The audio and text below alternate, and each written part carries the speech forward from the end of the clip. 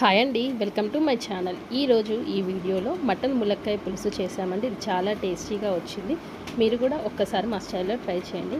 ముందుగా మటన్ ములక్కాయ పులుసు తయారు చేయడానికి ఒక కుక్కర్లో మటన్ తీసుకొని దాంట్లో కొద్దిగా ఉప్పు, కారం, అల్లం, పసుపు వేసి బాగా ఉడికించుకొని పక్కన పెట్టుకోండి.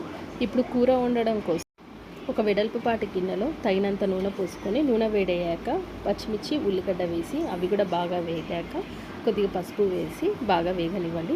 ఆ తర్వాత మనం ఉడికించి పక్కన పెట్టుకున్న మటన్ ఉంది కదా, అది కూడా దాంట్లో వేసి బాగా కలుపుకొని నూనెలో మగ్గనివ్వండి. ఆ తర్వాత మనం ఇందాక ఉడికి పెట్టుకునేటప్పుడు కొద్దిగా అల్లం వేసాం కదా, ఇప్పుడు ఇంకొద్దిగా అల్లం వేసి బాగా నూనెలో మగ్గనివ్వండి.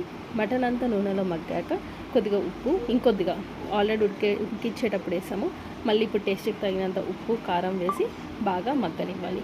అది కూడా మొత్తం మగ్గాక ములక్కాయలు పొట్టు తీసి పక్కన పెట్టుకున్న ములక్కాయలు ఉంటాయి కదా, అవి కూడా వేసి బాగా కలుపుకొని నూనెలో బాగా మగ్గనివ్వండి.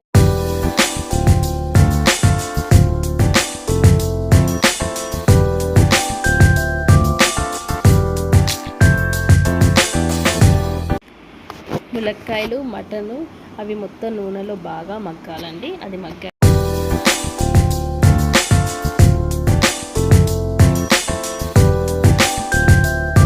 నూనెలో ములక్కాయలు, మటన్ అంతా బాగా మగ్గాక ఒక 2 టమాటాలు కూడా కోసి అది కూడా వేసుకొని నూనెలు ఇవంతా బాగా మగ్గనివ్వండి.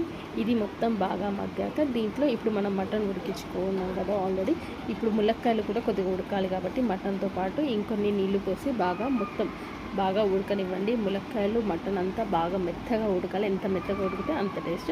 ఇప్పుడు ఈలోపు మనం ఉడికేలోపు ఒక మిక్సీ జార్లో జీడిపప్పు, సాజీర, దాల్చిన చెక్క, కొద్దిగా లవంగాలు, ఎండు కొబ్బరి వేసుకొని మెత్తటి పేస్ట్ లెక్క చేసి అది కూడా దాంట్లో వేసి బాగా ఒక 2 పొంగులు వచ్చే వరకు సన్నటి సెగ మీద బాగా అది బాగా ఉడికి కొద్దిగా దగ్గర పడ్డాక దాంట్లో ఒక 1½ స్పూన్ వచ్చి ధనియాల పొడి, కొత్తిమీర వేసుకొని ఒక 10 నిమిషాలు సిమ్లో ఉంచుకొని బంద్ చేయండి. అంతే, ఎంతో టేస్టీగా ఉండే మటన్ ములక్కాయ పులుసు రెడీ అవుతుంది. మీకు నచ్చితే లైక్, షేర్ అండ్ సబ్స్క్రైబ్ చేయండి.